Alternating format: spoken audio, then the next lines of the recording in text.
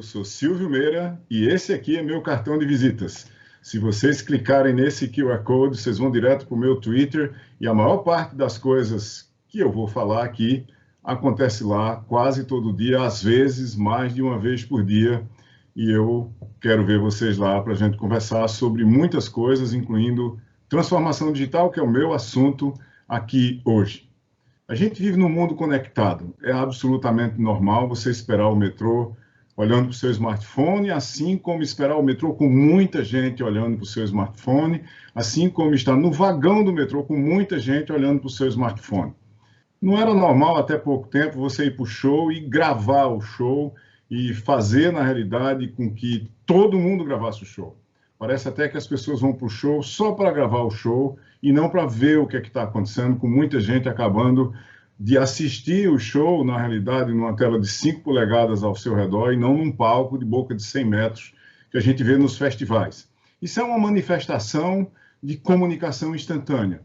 O WhatsApp é um sistema de informação, de comunicação que todos nós conhecemos, global, tem 2 bilhões de usuários. Se alguém me perguntasse em 1975, quando eu estava programando na minha graduação, ou em 85, quando eu acabei meu doutorado, se eu acreditava que ia haver no planeta Terra sistemas de informação com 2 bilhões de usuários, não 2 bilhões de habitantes, eu certamente diria que eu achava que nunca ia rolar. Mas, enfim, está aí. O WhatsApp tem 50 mensagens enviadas por pessoa por dia, dá 300 bilhões de mensagens recebidas a partir dessas 100 bilhões de mensagens enviadas por causa de grupos, aplicações e assim por diante. 58% das mensagens é respondida em menos de 1 minuto ou replicada nesse mesmo período de tempo, o que nos dá essa impressão do mundo ponto, todo mundo no mesmo lugar, em tempo real, o tempo todo. Isso é resultado de uma espécie de uma evolução, de uma criação de uma linha do tempo de futuros digitais, que começou lá na década de 70, na prática, apesar de que, claro, computação já existia de antes, muito tempo antes disso, mas que ali na década de 70 começa a ter computação nas grandes empresas, começa a ter redes dos bancos, das grandes empresas aéreas, dos governos, redes globais, algumas delas. Na década de 90, isso começa a virar padrões para negócios online e a gente vê a chegada de coisas como a Amazon, por exemplo. Na década de 2000, a gente vê não só os smartphones chegando, mas também as primeiras nuvens computacionais começando a criar a possibilidade da existência de ecossistemas digitais, obviamente facilitando e diminuindo dramaticamente o custo da gente criar uma startup que dependia de hardware, que antigamente você tinha que comprar e montar um data center, porque não tinha nenhum lugar abstrato onde você pudesse, ou de onde você pudesse, capturar capacidade computacional. Nessa década da gente, de 2010 a 2020, a gente está vendo a integração de grandes organizações, de organizações ainda menores do que as muito grandes, em ecossistemas digitais. E, por fim, a partir de 2020 para a frente da década inteira, da criação de ecossistemas de plataformas habilitados por plataformas de negócios digitais, onde a gente vai ver negócios de todos os tipos e tamanhos. Isso já tem 25 anos. E aí, de repente, aconteceu um acidente histórico no planeta, Covid-19. Só para a gente dar uma olhada no que rolou na internet brasileira, no pulso da troca do físico pelo digital, quando nós fomos para casa no meio de março, a internet brasileira saiu de 5,5 terabits por segundo de fluxo para 7,1 terabits por segundo de fluxo e não voltou quando começou a reabrir. O fluxo de dados no Brasil cresceu 28,5% de uma pancada só, e não decresceu. Normalmente, quando a gente vê esses sinais de alguma coisa que dá esse tipo de salto, uma parte significativa dele fica. Covid-19 provocou uma espécie de um apocalipse digital, fazendo o download de 25 anos de futuros digitais. Aquela frase do William Gibson, que o futuro já está aqui, ele só não está homogeneamente distribuído. De repente, um bocado de gente foi para esse futuro digital e teve que aprender em velocidade de crise, de uma forma que a gente lá na Digital Strategy Company chama de 5E. De repente, a gente teve que entender novos contextos digitais, todos nós, tivemos que aprender educarmos-nos nesses contextos e educar outras pessoas, reaprendendo e desaprendendo certas coisas que a gente já sabia sobre digital, isso vale para todo mundo, a gente teve que começar a executar tudo ao nosso redor, no digital, por e para todos, juntos, porque estávamos e estamos, e já estávamos antes, em redes sociais. Tudo isso teve que ser escalado para a rede, porque quando você publica alguma coisa na rede, você não pode correr o risco do fracasso do sucesso, você tem que provisionar os seus sistemas e a sua infraestrutura para dar conta de muita gente, se for o caso. E, por fim, a gente teve que evoluir tudo ao mesmo tempo agora, porque digital é um fluxo em rede, e quando a gente publica alguma coisa, as outras pessoas publicam alguma coisa que levam em conta o que a gente publicou, e a gente está nessa rede de 5 E's, nesse fluxo, nesse ciclo, continuamente. Isso teve que ser feito em velocidade de crise. Tudo ao mesmo tempo agora, todo mundo junto. Do ponto de vista de digital, isso sempre foi verdade. Velocidade de crise sempre foi verdade nos processos de evolução digital. E quem está nesse jogo sabe, obviamente, isso era de antes da internet. Na década de 70 era a mesma coisa. Na década de 80, na década de 90. Vamos levar em conta aqui que na década de 80 o governo brasileiro publicava decretos nas sextas-feiras que trocavam a moeda do país. Tirava, por exemplo, 3 zeros de uma e os bancos tinham que estar de volta, o sistema financeiro tinha que estar de volta no ar na segunda-feira com uma nova moeda, que tinha 3 zeros a menos. E isso era feito em velocidade de crise, em aprendizado em velocidade de crise, como foi feito agora. Será que essas mudanças são para sempre? Se a gente olhar nos Estados Unidos, em 90 dias, o varejo digital avançou o equivalente a 10 anos. Saiu de perto de 30%, para basicamente, saiu de perto de 15%, 16%, para perto de 35%, como vocês estão vendo aqui nesse gráfico. 75% das pessoas que estavam em rede testaram novos sites e marcas, e 60% dizem que vão ser digital first daqui para frente. O que significa digital first daqui para frente? Significa que primeiro eu vou tentar alguma coisa no digital. Primeiro eu vou procurar alguma coisa no digital. Aqui no Brasil, a Nuvem Shop fez um levantamento que mostra que do segundo para o primeiro trimestre do ano passado, as vendas, pedidos nas lojas que estão hospedadas na Nuvem Shop, são dezenas de milhares, cresceram 7%.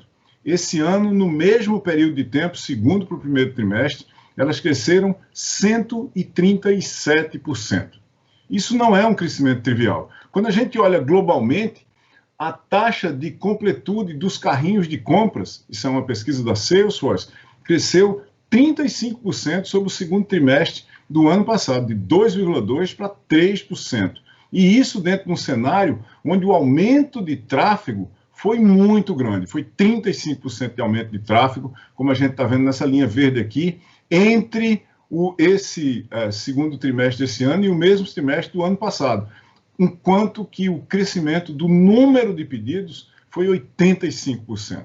As pessoas realmente tiveram que comprar online. Não foi só pesquisar online, não foi um exercício de saber se alguma coisa existia online. Essas mudanças, normalmente, quando vêm, elas chegam para ficar. Principalmente se não foi um episódio de um fim de semana, se não foi um Black Friday. Foram o equivalente a meses de Black Friday. O tempo para a gente estabelecer um hábito, uma pesquisa feita em 2009, a mediana desse tempo é alguma coisa como 66 dias. 66 dias para estabelecer um novo hábito. O mínimo é 18, o máximo é 254, de acordo com esse estudo. E tem muita gente que ficou em casa, totalmente em casa, por 90 dias, 120 dias, 150 dias. As consequências disso para todos os tipos de modelo de negócio, em qualquer cenário, são muito grandes. Mas a gente tem que levar em conta que o mundo, normalmente, não muda em grandes saltos em pouco tempo. Existe uma coisa chamada tempo social. O tempo social é muito mais longo do que o tempo percebido de relógio. E tem uma pergunta que a gente devia fazer, que é simples. Como é que a gente vai viver depois da pandemia? Paul Collier é o presidente do Instituto para Estudos de Governo de Oxford, e ele diz que a única resposta honesta é eu não sei. Mas a gente pode conjugar isso com uma resposta dada por Richard Haass, que é o presidente do Council for Foreign Relations nos Estados Unidos, que diz que Covid-19 não vai mudar tanto a direção da história. O que vai fazer é acelerar essa direção. E eu completo, vai muito provavelmente acelerar muito. E vai acelerar muito quanto? Tem uma pesquisa feita por Twilio, que foi publicada agora exatamente em junho desse ano, que mostra, uma pesquisa de 2.569 executivos globais, que mostra que para 43% deles a aceleração é de 1 a 4 anos.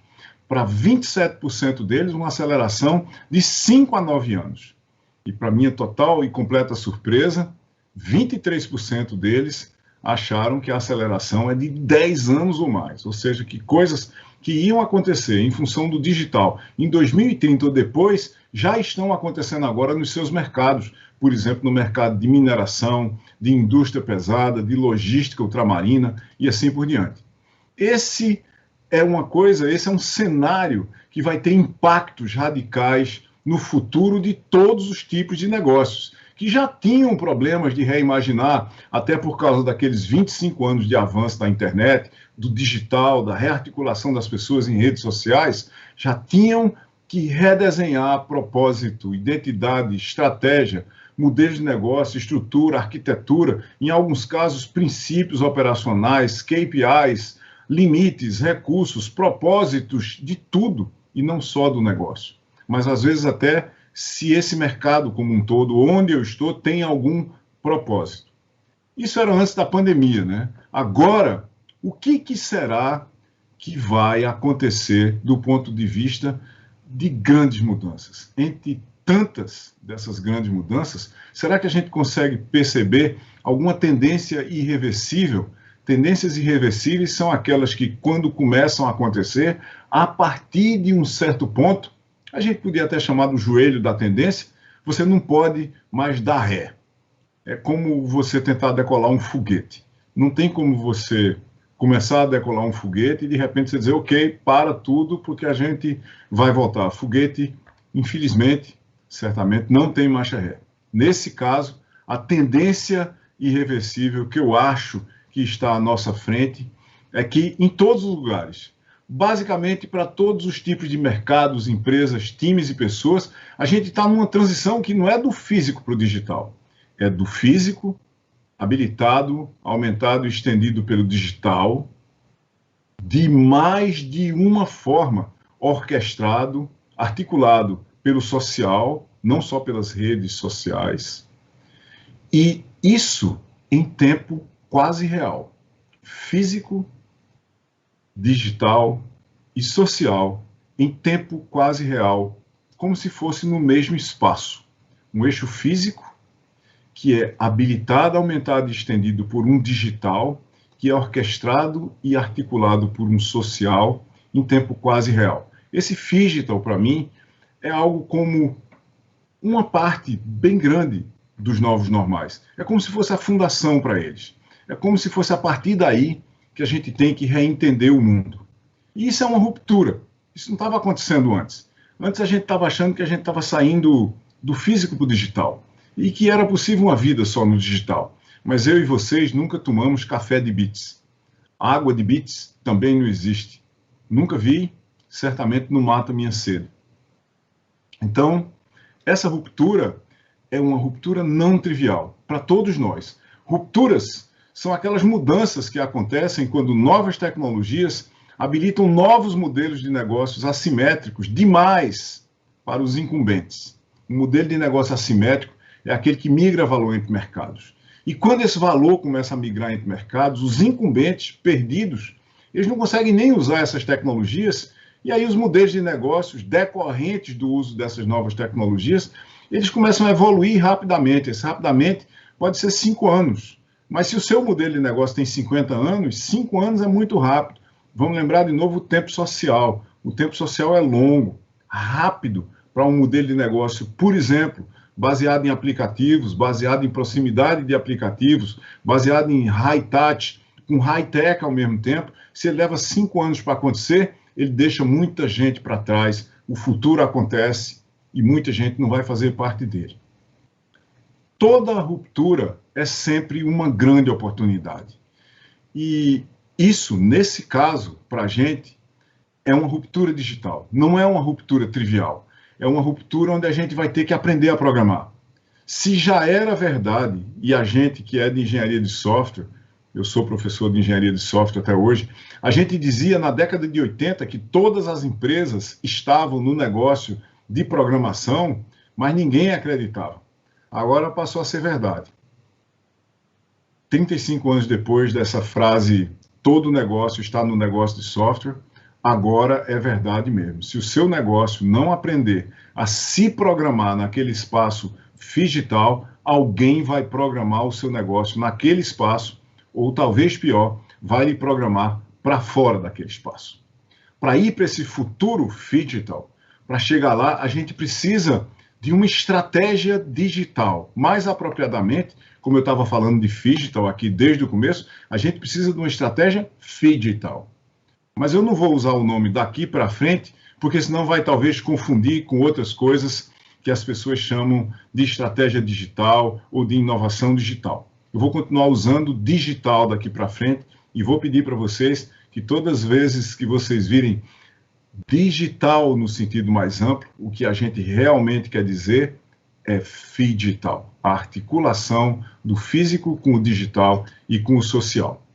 O mito é que digital é sobre tecnologia, que isso substitui todos os analógicos e implica em mudanças radicais nos sistemas de informação de todos os negócios. Mas a realidade é que digital é sobre comportamentos, é sobre clientes, é sobre experiências, é sobre usuários.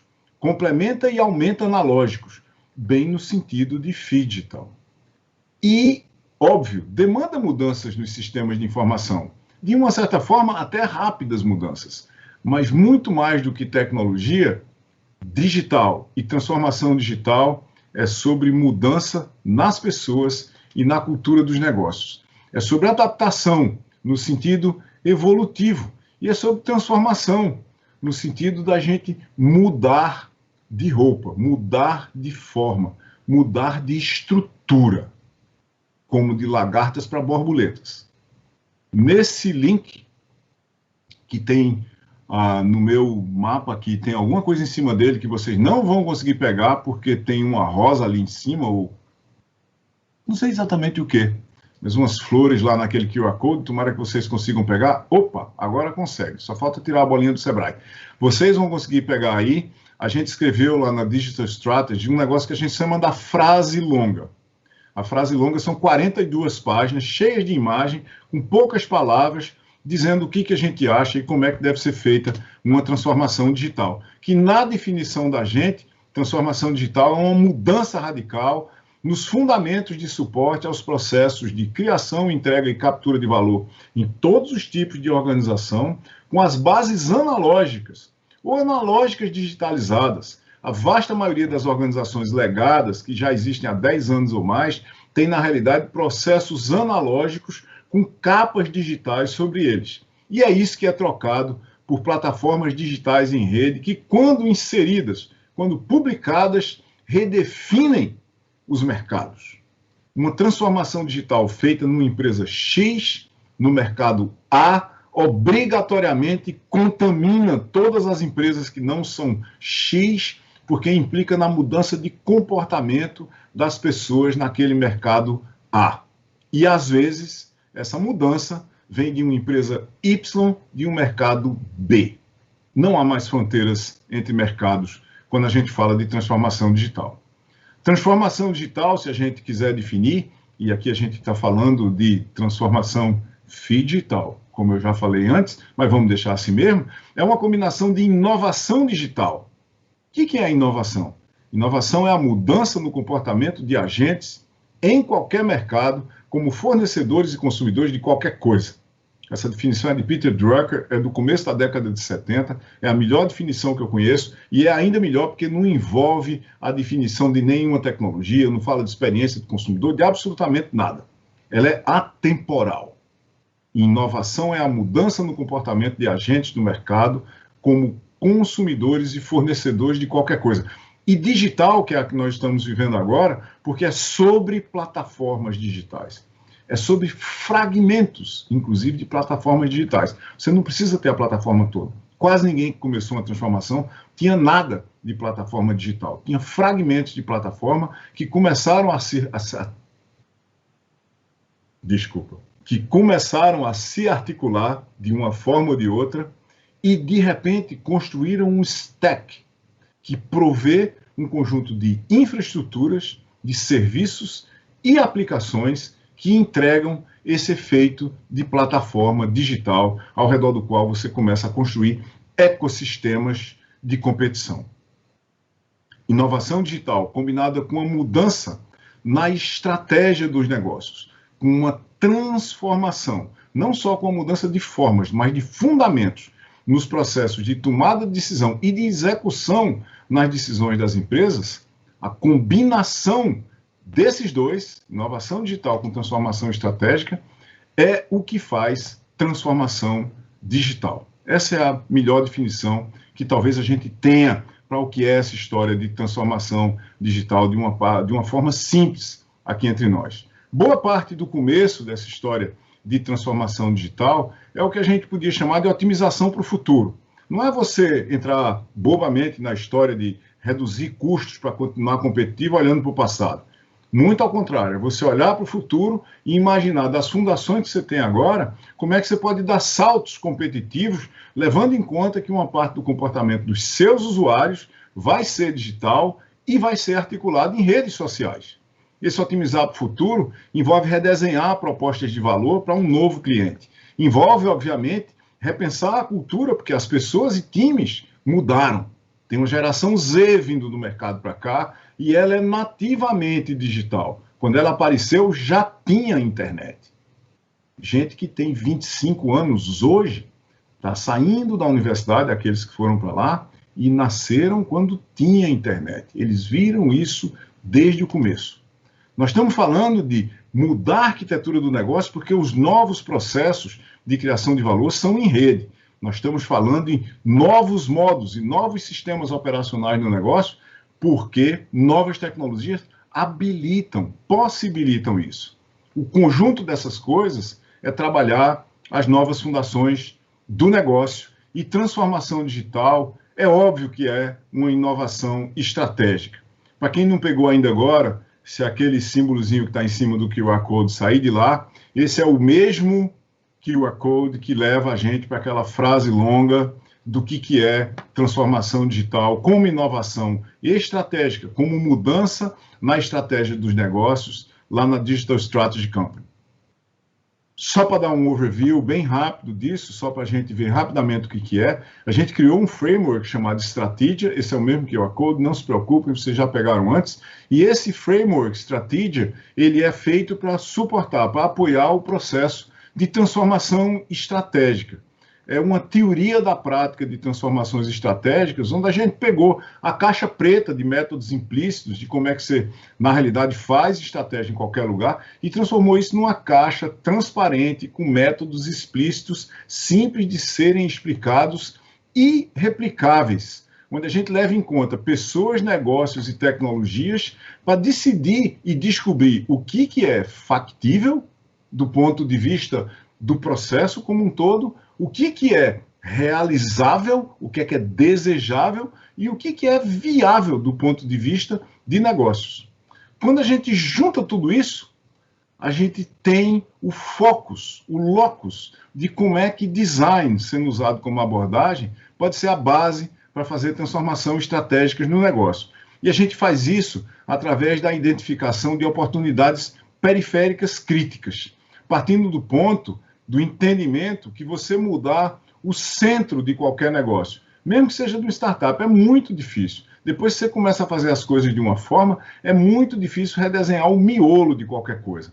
A gente sai do centro, não fica na camada intermediária, onde transformação é desperdício de tempo, porque lá as pessoas estão focadas em fazer negócio. A gente vai pular a borda também, porque transformação é ruído para quem está fazendo atendimento, e a gente vai em busca de alguma coisa que a gente chama oportunidade periférica crítica.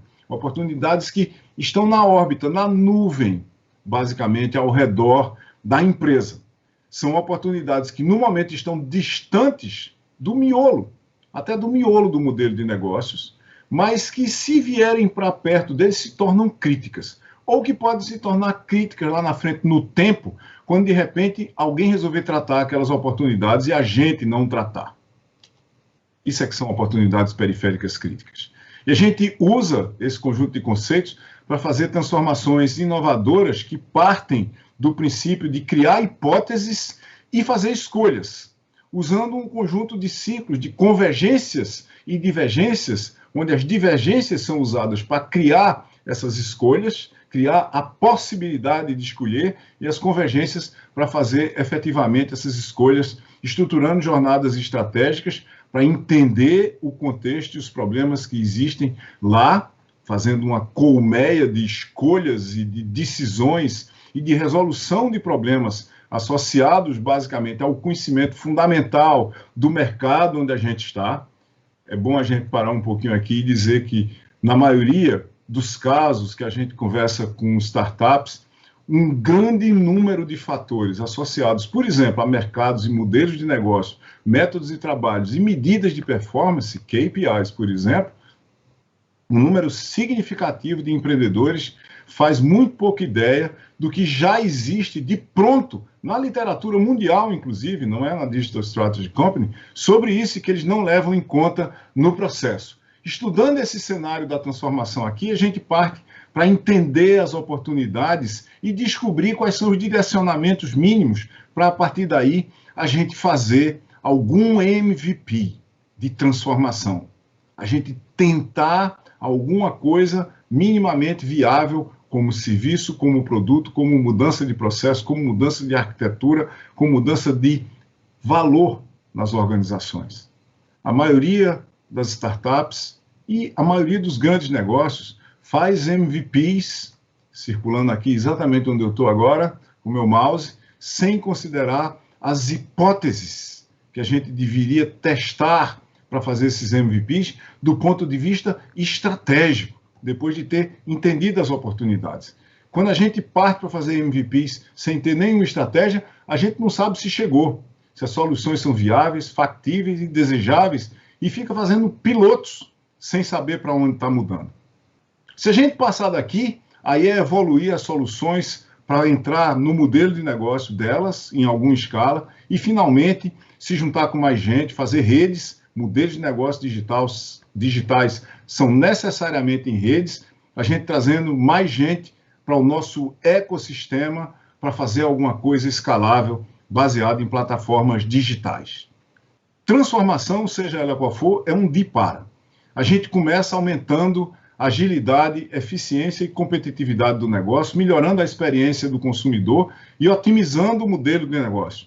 Mas daí a gente sai depois, ou tão depois quanto for possível, e quanto mais rápido, melhor, para mudança radical de agilidade e eficiência, combinada com transformação da experiência do consumidor, do cliente, do usuário, da competitividade do negócio e da mudança, da transformação do modelo de negócio. Uma transformação digital verdadeira, ela afeta o modelo de negócio das organizações. E quem está fazendo isso? Em quase todos os mercados, a principal ameaça às organizações que dependem de modelos de negócio legados não é mais uma startup, mas outra organização legada que aprendeu a fazer e está fazendo sua transformação digital. Isso é uma pesquisa feita pela IBM em 2018, podia ter mais de uma resposta, por isso que não soma 100%, onde, perguntados quem está causando a ruptura no meu mercado ou entre mercados, 72% dos executivos consultados, e eram quase 13 mil, responderam incumbentes inovadores, 34% gigantes digitais, 22% startups ou negócios menores. Isso quer dizer que não tem mais lugar para startup? Não, de jeito nenhum. Mas quer dizer que aqueles startups que literalmente cindiram e romperam mercados são muito menos hoje, têm uma dificuldade muito maior de entrada, precisam estudar, precisam tentar, precisam ter muito mais estratégia do que tinham antes, onde basicamente era só você começar e você começava a mudar o mundo. O mundo está muito mais estabelecido hoje Até porque faz basicamente 15 anos que a gente brinca, na realidade muito a sério, de transformação digital. Isso também, curiosamente, não é só a opinião dos executivos. Se você estudar, você vai descobrir que o imaginário de que startups e pequenas empresas estão, na realidade, tentando e conseguindo destruir as grandes empresas, se você for para os dados, tem um estudo feito por Govinda Rajan e Srivastava, publicado em agosto do ano passado, mostra que a realidade é que as grandes empresas estão cada vez mais se distanciando das pequenas e para melhor em pesquisa, em inovação, performance e lucratividade. Isso dá para a gente, que é startup, uma responsabilidade muito maior, porque para mudar o mundo, a gente vai ter que trabalhar muito mais intensa e mais profundamente. Um exemplo dessas grandes empresas é o Magalu, onde eu faço parte do conselho de administração, onde o crescimento do e-commerce, da banda digital pura do Magalu, entre o segundo trimestre de 19 e o segundo trimestre de 20, foi nada menos que 192%. Isso dá uma ideia de como é que as grandes empresas estão fazendo isso. Aliás, o que esse povo, essas grandes empresas, estão fazendo? Lá e em todo o canto onde isso está acontecendo, isso é uma pesquisa global da Fujitsu, de 2018, continua valendo hoje, transformação digital é a prioridade dos líderes. Todo mundo adquire novas habilidades, da logística ao atendimento, obviamente passando pelo lado intrinsecamente digital do negócio. Inovação é num ecossistema aberto e é integrada ao negócio, e o negócio se integra com os outros negócios ao seu redor, usando software. Tudo é software. No mundo digital, aquela articulação que o físico sofre, ou na realidade participa do social e do digital, habilitando, orquestrando o universo físico, tudo aquilo é software. Quase tudo aquilo é software. É claro que tem processos por trás, tem arquitetura de negócio e assim por diante. Mas, ao fim e ao cabo, é software que a gente precisa escrever. E isso exige agilidade das decisões à execução em todas as facetas do negócio. Para que, enfim, a gente possa aprender a usar dados para gerar benefícios. Se a gente vai falar de transformação digital, nós temos negócios que têm que ter dados em todo canto para gerar benefícios, e isso não é pura e simplesmente um efeito colateral. Tem 5 perguntas básicas para a gente responder aqui, né? Que dados nós temos? Tá certo? Que dados nós temos nos nossos negócios? E eu tenho, vocês me desculpem, mas eu tenho um celular tocando aqui que eu vou ter que desligar, porque está fora de hora. De repente eu esqueci de desligar isso aqui, desculpem. Que dados a gente tem? Onde eles ficam? E sistemas que usam esses dados e para quê? A gente já resolveu os problemas de conformidade e regulação? Se a gente resolveu, como é que dados podem aumentar a agilidade, reduzir riscos e custos, criar oportunidades, receitas e lucros? Esses 2 aqui são sobre o presente dos dados do negócio. Esses outros 3, que são os 2 primeiros mais o último, são sobre o futuro do negócio. Oportunidades, receitas e lucros. Eu escrevi um texto que está lá no meu blog, nesse QR Code, se vocês forem lá pegar, é só tirar aquele símbolozinho de cima para a gente pegar o QR Code aí, pronto, conseguimos. Se vocês forem pegar lá, tem um texto no meu blog chamado Chegou a Hora das Estratégias de Informação nos Negócios. Isso vai ser absolutamente vital e não é por causa da LGPD, é porque quem não tiver uma não vai conseguir competir, e isso exige, essas estratégias de informação, na realidade, são para tratar o ciclo de vida de informação nos negócios, que tem somente esse pequeno conjunto de facetas aqui, os que estão em vermelho, muito mais do lado da LGPD do que qualquer outro, mas também fundamentais para o negócio, como preservação, consistência, privacidade e segurança de informação. Para isso, a gente tem que adquirir somente os dados efetivamente necessários para servir melhor ao cliente e criar valor para os negócios. A gente tem que manter os dados naquele ciclo de vida de informação pelo tempo que for absolutamente necessário e depois terminar, E os algoritmos que tratam esses dados, essas são minhas 3 regras fundamentais para uma estratégia de informação em qualquer negócio, a partir do ponto em que a gente teve a ideia, inclusive, de montar uma startup, um negócio baseado em tecnologia ou um grande negócio, os algoritmos têm que obedecer à segunda lei da natureza digital, que diz que os algoritmos devem proteger as pessoas. As pessoas devem ser protegidas dos algoritmos e eles, algoritmos nos negócios, escritos em software, devem criar valor para o cliente ao mesmo tempo que criam valor para o negócio, porque senão a estratégia não é sustentável. Dito isso, eu adiciono que ninguém precisa de uma estratégia de dados. O que todos os negócios precisam é de uma estratégia de negócios que incorpora uma estratégia de dados, porque se você não tiver uma estratégia de negócio, você não sabe para que você precisa de dados neles e muito menos como é que você vai gerir aquele ciclo de vida de dados que está ali atrás. Muito bem. Então, o que a gente tem que fazer no negócio, qualquer ele que seja, naquele espaço digital? Usar dados e algoritmos para combinar produtos com serviços e experiências, substituindo venda e entrega por resultados para o cliente. Está aqui um princípio fundador de qualquer negócio da era digital. Se a gente não estiver fazendo isso, a gente provavelmente não está fazendo muita coisa de futuro. Nesses tempos onde a gente está vivendo talvez os tempos mais inovadores e agora, depois de Covid-19, mais aceleradamente inovadores de todos os tempos digitais.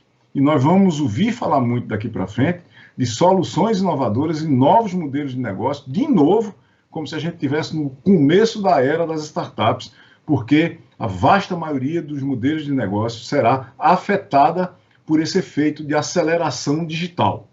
Só para a gente lembrar, está bem aqui na tela, modelo de negócios é o conjunto de respostas à pergunta. Quem paga o quê, para quem fazer o quê, para quem, quando, onde, como, dinamicamente e em tempo real. Porque o mundo muda ao seu redor o tempo todo. Em qualquer negócio novo, startup ou antigo, que tem mais de 6 meses, as respostas a estas perguntas podem estar certas, erradas, indefinidas ou mudando o tempo todo. Mas não para por aí. Nas transições como as que a gente está vivendo agora, as respostas estão quase sempre erradas, indefinidas ou mudando, sem falar que as perguntas são difusas, incompletas e emergem do contexto ao nosso redor. Esse é o tempo que a gente está vivendo, onde a gente precisa pensar de soluções, talvez dramaticamente inovadoras, e novos e acelerados modelos de negócios. Isso não é resultado de um Big Bang digital. Como eu já tinha falado antes, está acontecendo há mais de 50 anos e se acelerou nos últimos 25. São mais de 50 anos de evolução digital. O que a gente tem que fazer é se concentrar, estudar, entender o que está acontecendo, pensar estrategicamente. Ainda estamos aprendendo o que está acontecendo no mundo digital. Vamos trabalhar em conjunto com sistemas, mas o futuro é das pessoas. A esperança do futuro é dessa garotada aqui. É nela que reside o nosso futuro. E o futuro são as pessoas nas empresas também. Nesse QR Code que está aqui à esquerda, eu escrevi quase 100 páginas de um texto chamado Gente Digital. O grande impacto da transformação digital nas pessoas, nos negócios, onde eu dou uma ideia do que vai acontecer, do que já está acontecendo daqui para frente, nas pessoas e com as pessoas e para as pessoas, dentro das empresas que estão se transformando. Era essa a nossa conversa. Está aqui de volta meu cartão de visita. Apareçam no meu Twitter. Eu sou Silvio Meira, cientista-chefe da TDS Company e professor extraordinário da Cesar School.